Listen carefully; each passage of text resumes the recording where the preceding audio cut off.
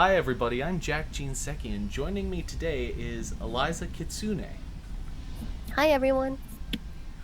So, Eliza, what kind of content do you like to make?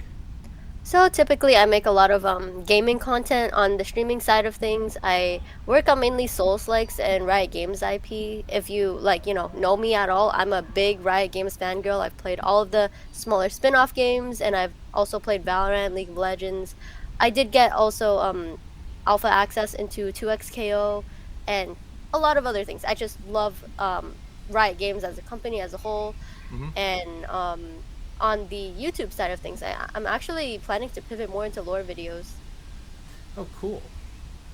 I did notice that you did have some lore background available through your link. I don't know what you would call that, but the link page. Yeah, my card. Yes. So, what inspired your lore? So I would say it actually like was inspired by anything. I always knew I wanted to make it like a fantasy theme. With my current model, it doesn't fully match up with the theme. So, little thing I'm working on is hopefully saving up for my 2.0 model. That will hopefully be my final model. And with the actual like story for my lore, I'm hoping to actually publish it into a book. I really like writing. I write all the lore myself, and so yeah, what's there is just the first chapter. It might get retconned, it might not. We'll have to see. So, what made you want to be a VTuber? So actually, I had Eliza way before VTubing became a thing. As an OC, I was really into art. I wasn't great at drawing myself, but like I just had a lot of fun, making little sketches and stuff within the art community, getting art of my character. And online, I had always gone by Eliza Kitsune. It was just like an online alias that I would go by. So I just eventually, like when VTubing became a thing, I just merged them, really. Hmm. So, what was the process for creating your VTuber character? I just went off of like the OC I already had, like my original character, and just again merged it with my online alias.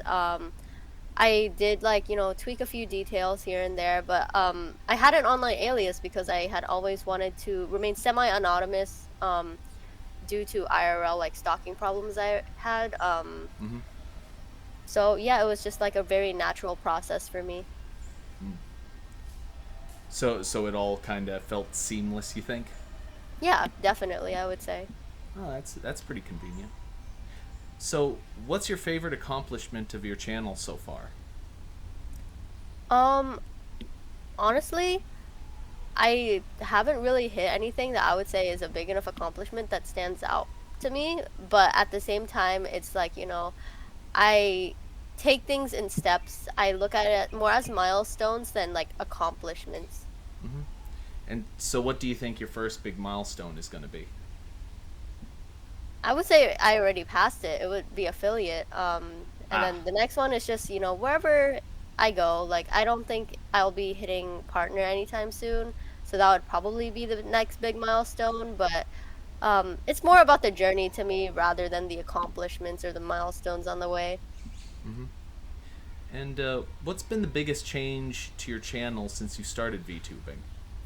I actually originally started as a face cam streamer. So the biggest channel would actually be the incorporation of VTubing. And you already mentioned a few of the goals for your channel. Do you have any like bigger goals in mind for what you want your channel to be? Obviously, I think most creators can attest to this. Just like general growth, maybe stability within the content creator space, but that's, very far-fetched dream. It's very hard to gain like financial stability within the content creator space. You just have to be very different. You have to make sure that the audience is captivated with you in some way or another. And I'm not sure if I'm capable of doing that. Right now, I just stream, for fun because I enjoy it. It's a great way to relieve stress. But at the same time, it's still like part of me doesn't want to give up on it as a dream. Mm-hmm. So, who's your favorite VTuber and why? I actually do not have one. I know idol culture, I think it's called oishis. They're very Hmm. big within the VTuber space, but I don't tend to idolize or look up to other people depending on like, their size or, this or that. I look at people as just them, how they treat me. And obviously, like, I'm not going to apply myself to a parasocial relationship and be like, oh, yeah, Iron Mouse said hi to me, so I should, idolize the living hell out of her. Like, no, she's also a person. If she treats me nice, then my impression's gonna be like, oh yeah, she's very cute, very sweet, very nice, and she's, probably the kind of person I'd want to be around. But if I like don't have any previous interaction with them and I just simply look at their content, I'm not going to be like, oh yeah, they're my oishi because they're this, and that. So, who do you think is the VTuber you find that you watch the most? Honestly, I don't watch any VTubers. Mm-hmm. My Twitch recap for highest like viewed channel was a VTuber, but she was my friend, so I would raid into her channel, I would lurk in her channel and stuff. Well, I would say that that's probably the VTuber you watch the most then. If you count lurking, I'd say. Mm-hmm. So, you have your ideal stream. Who would you invite on? And it can be anyone. Um, that's a very, very good question. I don't know if I have the best judgment of character. In the past, I have unfortunately idolized YouTubers that became a Word document, Mm. and so now I tend to stray away from idolization. I think, however, I would definitely bring on someone like Tyler One, someone with just a lot of entertainment value. Mm. Or see, it's very hard to say, oh yeah, this is the person I'd want to bring on. I wouldn't want to bring someone on just for like, their numbers or their clout, but I'd want someone that is able to match my energy, or we're able to bounce energy off of each other. And it's very hard if like, I brought them on for the first time and I don't know like, how our energies are going to work out.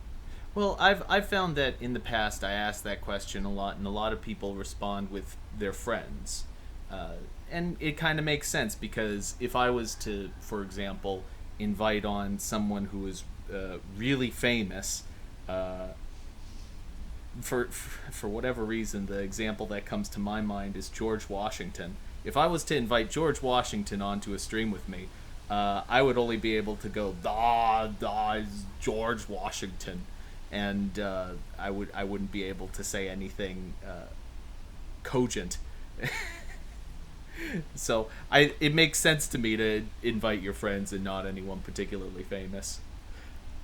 Fair enough. I think like, if given the opportunity, I would use it on someone that like I wouldn't normally have the opportunity to use it on. Mm. But that being said, I typically actually do not bring that many friends onto streams Mm-hmm. just by virtue of the type of games I play. So every once in a while when I do bring a friend on, I have a very pleasant time since I only really bring people on that I know I have a pre-existing connection with. Yeah. So, what advice would you give to someone who wants to be an entertainer? Make sure you're actually entertaining.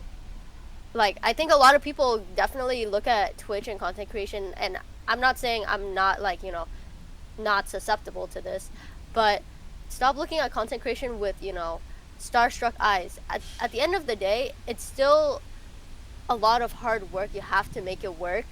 You can't just look at it and be like, oh yeah, I'm going to stream like 5 days a week and I'll be famous. That's Mm. not the truth of it all. I've been here a while. I've seen, friends that no longer stream have bigger viewers than me. It's a very, very slow climb for me, but again, a journey I don't really mind. I don't really do it for financial stability anyways. Don't quit your day job for streaming unless like, again, you're Tyler One, someone really big. It's very, very hard to quit your job for streaming. And don't go into content creation because you want to be famous or you want to be big. Go into content creation if you truly do feel passionate about it and feel like you can be entertaining, that you can bring something new to it, and that you really do at the end of the day enjoy it. Hmm. So, what was the first anime you ever watched, and what drew you to it? I believe the first anime I ever watched, I was very, very young when I watched it, Cardcaptor Sakura, and that's because a Hmm. family member introduced me to it. So I never really had, a choice per Hmm. se, but I really liked it. I wouldn't say I liked it because of the magical girl aspect, but I liked the fact that there were cards that, this magical girl would collect and they would give her various powers. And I actually do have a set of these cards at home. Hmm. So, I find that a lot of people they have the first anime they watched like literally, but they also have sort of a spiritual first anime. Would you say that would be different for you at all? No, not at all. Okay. Uh, so, if you were to go to an anime convention tomorrow, whom would you cosplay as? I would. I've gone to anime conventions. I've actually built cosplays by hand myself. Mm-hmm. I typically lean more into armor builds. I like something flashy, something I can build myself. I'm really bad at sewing, so Hmm. that's also my excuse. I'm very bad at sewing. I thrift like a base and then I just add armor on top. Mm. Um, but I would probably go as the character, not so much an anime character, League of Legends character, Spirit Blossom Vayne. Mm-hmm. Cool. Um, so, speaking of League of Legends, what do you look for in a video game? Um, for me, I don't think there's a particular aspect of a video game I look for. Just does it click with me? Is it fun? I do like it if it poses a challenge.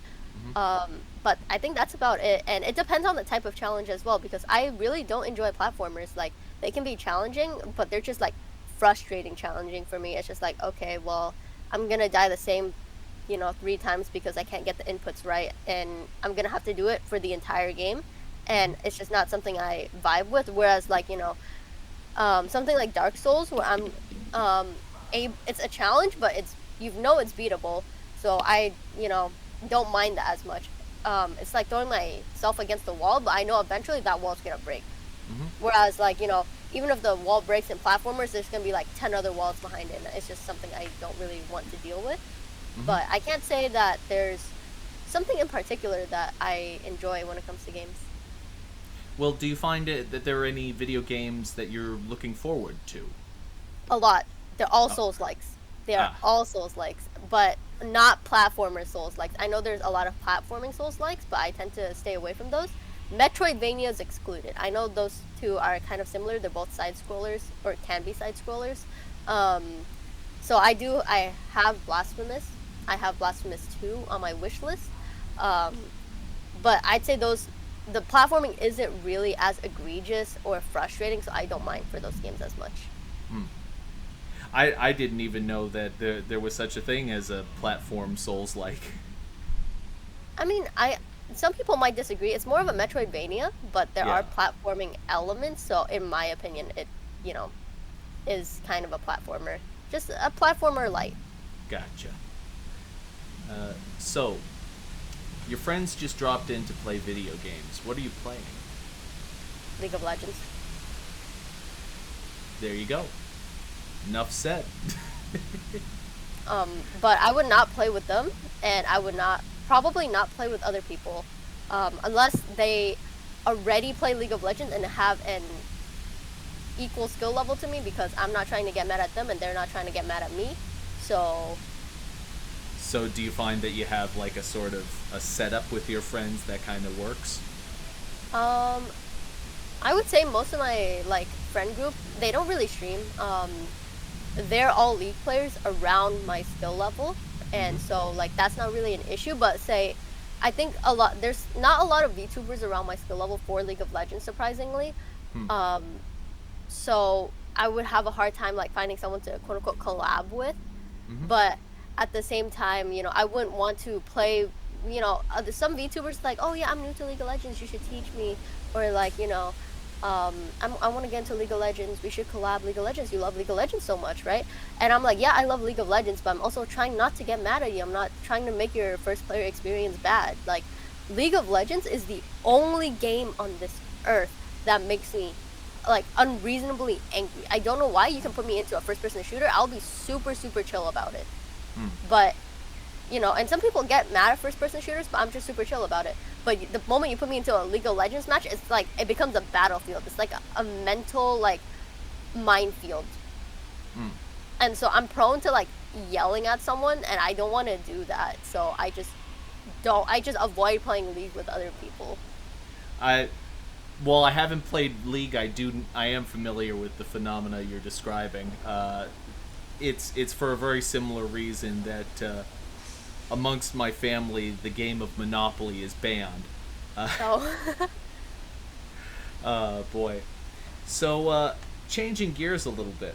Which do you prefer, Elvis or the Beatles? I've heard of them. I prefer neither because I have no idea about either of them really. Okay, then the third option. Which artist are you listening to? My favorite current artist is kind of tied. I really love West Ghost. He's Mhm. a smaller underground indie artist. I've gone to one of his concerts. I have one of his signed shirts. I am very happy about that. And I also really like Sleep Token. I would like to go to one of their concerts, and they make me realize that if given the choice to, be brainwashed by a cult and follow along with a cult, I think I would be a victim. I think that I would get brainwashed. Mm, wouldn't we all? No. So, slightly different scenario. You're now on a boat with friends. Which artist are you listening to?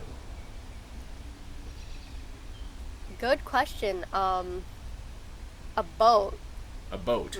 Probably like an artist that has like party vibes. I can't think of one right off the top of my head. Actually, you know what?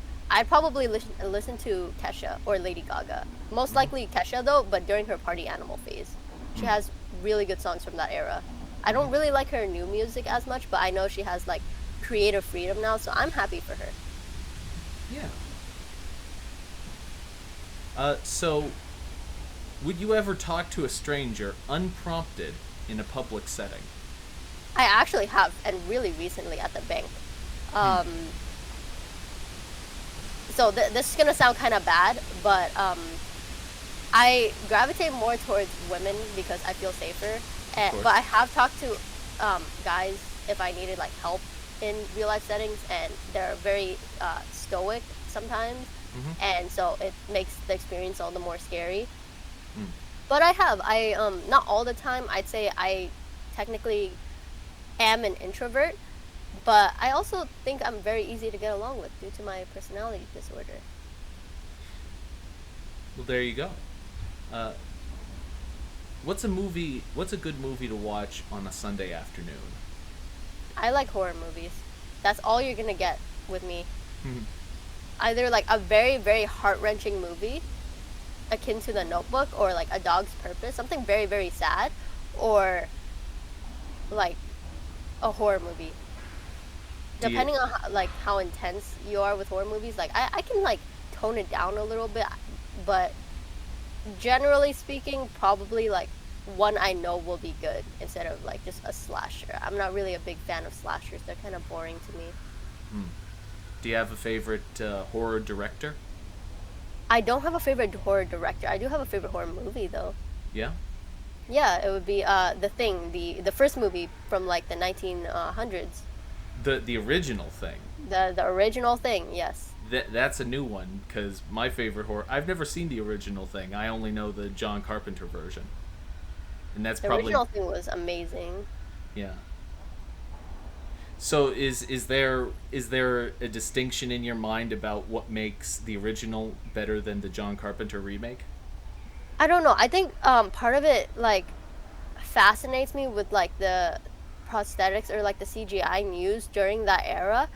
It Mm-hmm. still holds up to today, even with like our current advancements in technology. Just the way they did it was really advanced for their time, I believe. And also, like, I believe the actors did a very good job. The plot was very interesting. It wasn't something people had seen before at that time. Like, you had slashers, right? But it was very, very different in the way that the thing presented its horror element. Oh, I see now. I thought that the way you phrased it, 1900s. I was working under It the was like assumption. 19 like 70s maybe. I'm No, not 100% sure. 1982. Uh, 1982. Yeah.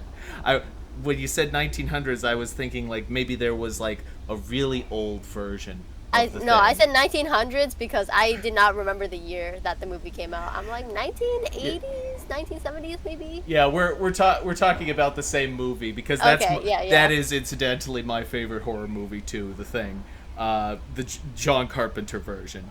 Uh, For some reason, I thought you were talking about like a newer version because I didn't know if they remade it or not, but I know that there was a sequel. So I'm not surprised, but hold on, production. I feel like I heard somewhere before that there was like an even earlier version of the Thing before this movie, and it was called something different. I don't remember, but I didn't know. it shows my knowledge. Unfortunately, my knowledge of horror movies is very limited. Uh, No worries. I don't claim to be an expert either. so, are there any songs that you find yourself singing to for no reason? Like you're just doing something and you suddenly start whistling a song. What would that song be? I wouldn't say that happens. Usually, I do have music playing, so I just sing whatever's on my playlist. Mm-hmm. Um, so I wouldn't say there's a particular song that I sing or whistle to randomly, but I do have a song that I always karaoke to. It's my favorite karaoke song, and that song would be "Payphone" by Maroon 5. Mm-hmm. I've definitely heard that one, but I need to listen to it to remember it. Uh, so, uh, which do you prefer, chess or poker? Neither. Poker, I tend to um, associate that with gambling, and I'm not a very big gambler. I would like to say I am an upstanding citizen, part of society, um, and I also have never learned to play chess. I'm more of a checkers person, sadly. Of course. So between chess and poker, checkers. Um, yeah, I'm very smooth brain. I'm a simple minded creature. Or Mancala. Mancala is pretty fun as well. I don't know if you've heard of that game. Uh, I've actually played Moncala before. It's one of those games that always shows up in like you go to the store and they have like a game box that has like 100 different games in it or something ridiculous, and they're all just these very old games. Moncala always shows up on that. I mean, it's a timeless classic, Oh so yeah, I think that the funny thing is I don't really play much of chess or poker either, honestly, because my favorite game is of that nature is called Othello. interesting. I've never heard of it. Yeah, it's basically you try and capture the other person's colors in like an 8x8 board, and you one player is white, one player is black, and you put down one tile, and every tile you put down, you have to surround the other person's tiles. It's kind of similar to Go in that regard, but it's a little bit different. Um, so, which do you prefer, a home cooked meal or restaurant? It depends on my mood. Usually, restaurant. I feel like I eat out a lot more, just because I like trying new places. But I don't mind home cooked meals. Uh, so do you find yourself like going back to? Do you go back to particular restaurants, or do you If I always like try to? them a Yeah. lot, yeah.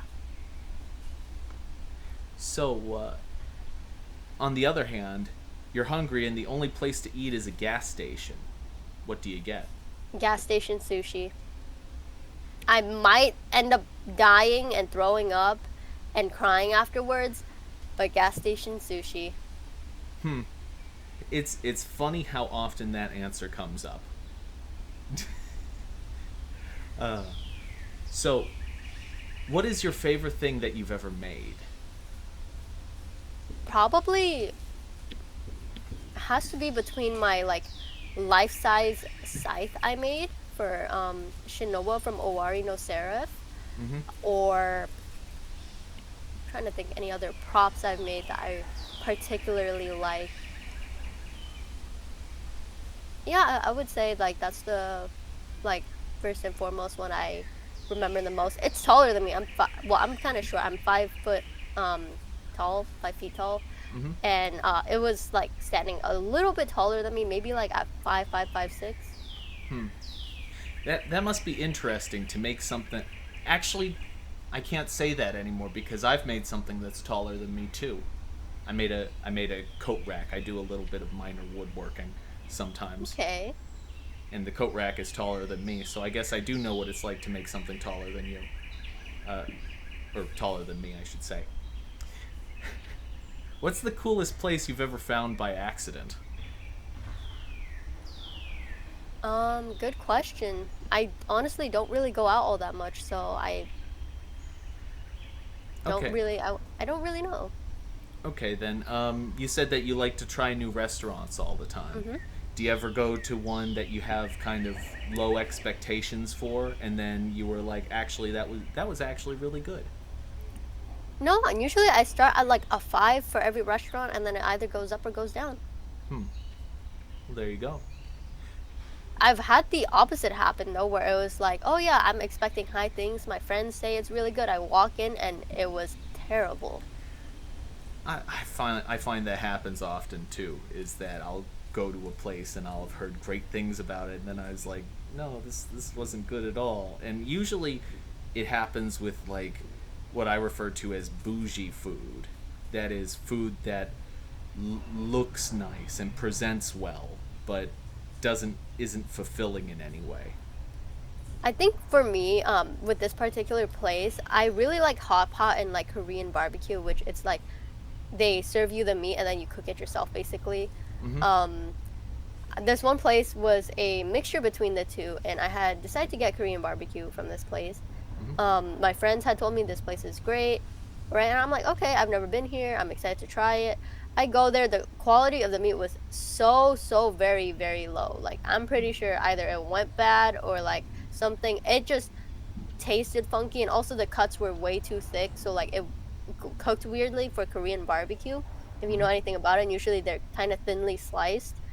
And so, it was really expensive and I was left very unappetized. Hmm. So, you find $20 in the street. What do you buy with it? Um, Honestly, it really depends on what I want at the moment. And usually, there's not a lot of material things that I'd want, so it either goes into savings if, I'm into investing at that time. I don't know too much about investing. It would probably go into investments. Mm-hmm. Do you have any stock tips? No, absolutely not. All I know is I go by the rule buy buy low, sell high, right? And some companies you just have to know if they can bounce back or not. Like GameStop, they're probably not going to bounce back, right? No. So I would not buy like GameStop stock, but something like for, Amazon, for example, maybe they go through a scandal or something. Maybe there's a downturn in the economy in some way, right? You Mm-hmm. wait for it to just dip and then you buy it and then you just wait for it to come back up. And usually you want to look at reputable companies though. Mm. Have you ever seen? There's a movie from the '80s, Trading Places. Have you ever seen that movie? Nope.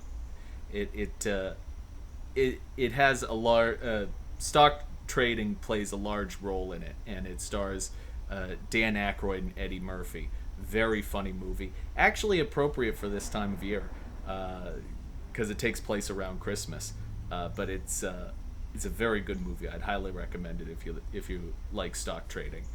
Um, I would say I like it. It's just something that's there, an option, a possibility. yeah. Speaking of Christmas, which is your favorite holiday and why? Halloween. I love dressing up. I love the spooky season, so pretty straightforward. It makes sense. Most of the people that on this channel, they'll say Halloween, and I mean, if you go out and you have like a visage of yourself, an alternative visage like a VTuber, it makes sense that you would like the holiday where everybody dresses up. Yeah. Yeah. If you could wake up with one ability tomorrow, what would it be? Good question. Maybe teleportation Hmm. probably would be the most convenient. Kind of boring, but probably would be the most convenient for me. Um, Eliza's technically a phantom. She can, phase through things, right? But would Hmm. I want to phase through things? Probably not.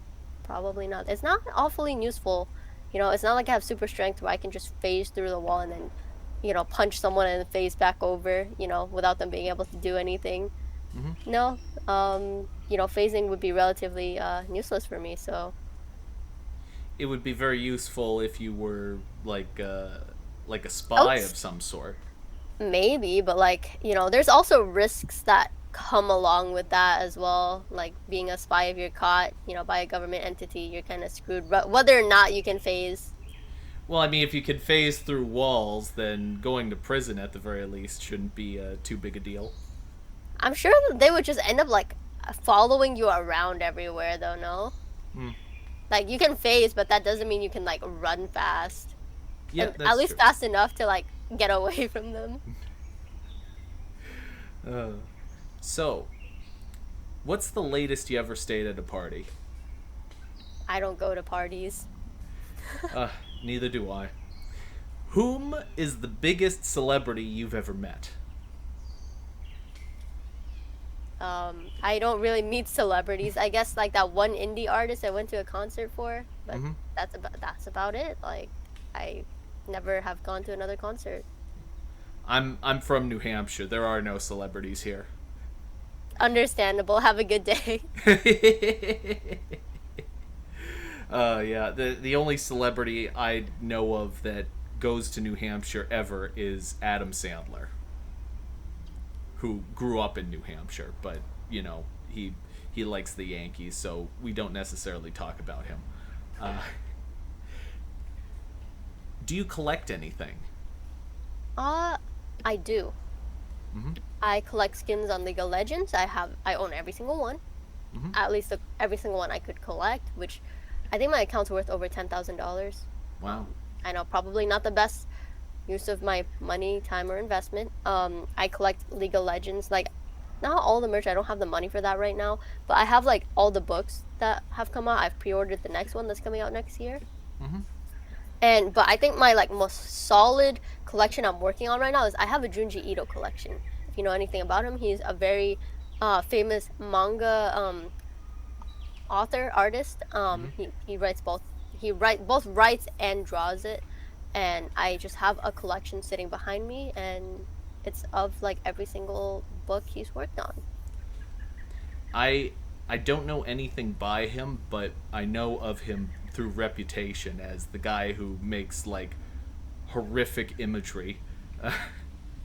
Honestly, his storytelling is very, very, very good too. One of my favorite stories by him is called Frankenstein, and it's all because of like the way he changes the story, not to the point of unrecognizability. Um, I don't know too much about the original Frankenstein, but it almost like the way he frames like the Frankenstein monster. He gives it a sense of like humanity. While it is a monster, like there is a sense of humanity to it, and I think that that doesn't take away like any part of the horror experience, but it really adds more depth to the story, more nuance. Mm. And my final question of the evening: what smell reminds you of home? Um, I don't know. I am nose deaf. You know how like people become accustomed to the smells that are like in their house or whatever. Like you become very like accustomed to it, so you don't really see it as like a distinct smell, right? Mm-hmm. So that would be my answer. Like I can't like there is a smell, but I can't really pin down what that smell is. It's not like Hmm. distinctly vanilla or like ocean breeze or like laundry. Yeah. It's yeah. I'm trying to think of a way to describe it, but it's not describable. Yeah, exactly. Because you're used to it. It's like an animal defense mechanism type thingy. Yeah. Well, that's all I have for today. First of all, thank you for coming out. I do appreciate it. Yeah, of course. Thank you for having me. And if you're watching from the audience, I'm going to link all of Eliza's socials in the description to this video, so be sure to check her out. Uh, Thank you for coming out and watching. And I was your host, Jack Jinseki, and joining me today was Elisza Kitsune. Yeah, bye everyone. Thank you so much for having me. Bye bye.